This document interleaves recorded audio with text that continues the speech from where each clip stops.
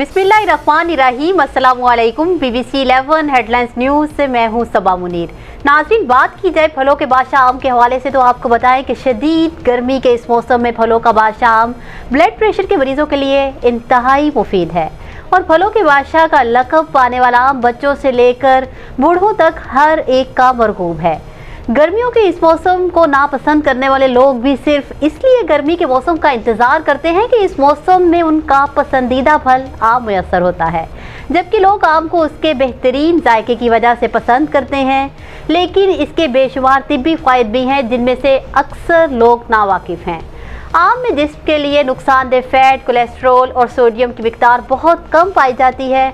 आमों में सेहत के लिए बुनियादी मिनरल्स और विटामिन की भरपूर मिकदार पाई जाती है, जिनमें vitamin B6, vitamin A, vitamin C, vitamin E, potassium, magnesium और कॉपर शामिल हैं।